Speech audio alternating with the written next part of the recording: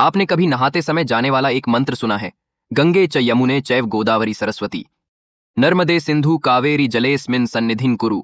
इस श्लोक का अर्थ है, हे गंगा, यमुना, गोदावरी, सरस्वती, नर्मदा, सिंधु, कावेरी नदियों, मेरे स्नान के इस जल में आप सभी पधारिए और मुझे पवित्र कीजिए।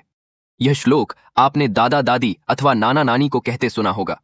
ये सभी नदियां हमारे लिए पवित्र हैं। आज हम इनमें से एक वंदनीय गोदावरी नदी की कहानी सुनेंगे। भगवान शिवजी के 12 ज्योतिर्लिंग हमारी पवित्र भारत भूमि पर हैं। इन 12 ज्योतिर्लिंगों में तीसरे स्थान पर आता है महाराष्ट्र के नासिक जिले में गोदावरी नदी के तट पर विराजमान श्री त्र्यंबकेश्वर ज्योतिर्लिंग। यह ज्योतिर्लिंग ब्रह्मगिरी पर्वत के निकट स्थित है और ब्रह्मगिरी पर्वत से ही गोदावरी नदी का उद्गम होता है। भगवान शिवजी के 3 नेत्र होने के कारण उन्हें त्र्यंबकेश्वर कहा जाता है। यह उस समय की बात है जब महर्षि गौतम पर गौ हत्या का झूठा आरोप लगा था। इस आरोप के कारण महर्षि गौतम ने दूर एक वन में जाकर भगवान शिवजी की आराधना करनी आरंभ की।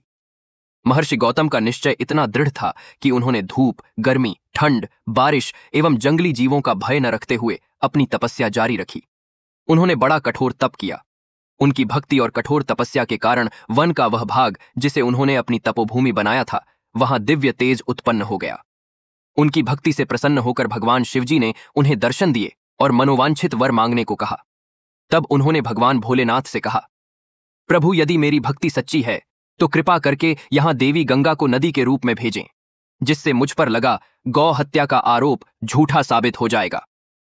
तब भगवान शिवजी ने कहा, हे ऋषि गौतम, देवी गंगा पहले से ही धरती पर विराजमान है और उन्हें वहां से यहां स्थानांतरित नहीं किया जा सकता, परंतु देवी गंगा के स्थान पर देवी गोदावरी यहां नदी के रूप में स्वयं विराजमान रहेंगी और उनकी उत्पत्ति ब्रह्मगिरी पर्वत से होगी। भगवान शिवजी के इतना बोलते ही ब्रह्मगिरी पर्वत से जल की अविरल धारा बहने लगी।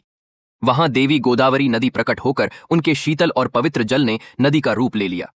परंतु महर्षि गौतम तो वहां गंगा को लाना चाहते थे। गंगा नदी के स्थान पर वहां गोदावरी नदी के आने से उन पर लगा झूठा आरोप तो मिट गया, परंतु उनके मन की संतुष्टि नहीं हुई। देवी गोदावरी को गौतम ऋषि की मन की स्थिति समझ में आई। उन्होंने भगवान शिवजी से प्रार्थना की, हे शिवजी, आप यहां ज्योतिर्लिंग के रूप में विराजमान हो जाएं। भगवान शिवजी ने देवी गोदावरी की यह बात सहर्ष स्वीकार कर ली और कहा कि आज से यह ज्योतिर्लिंग त्र्यंबकेश्वर के नाम से जाना जाएगा।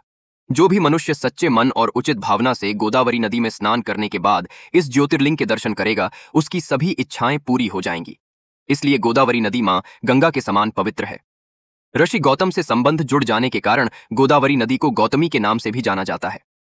इस नदी में स्नान करने से सारे पाप धुल जाते हैं, इसलिए इसको वृद्ध गंगा और प्राचीन गंगा के नाम से भी जाना जाता है।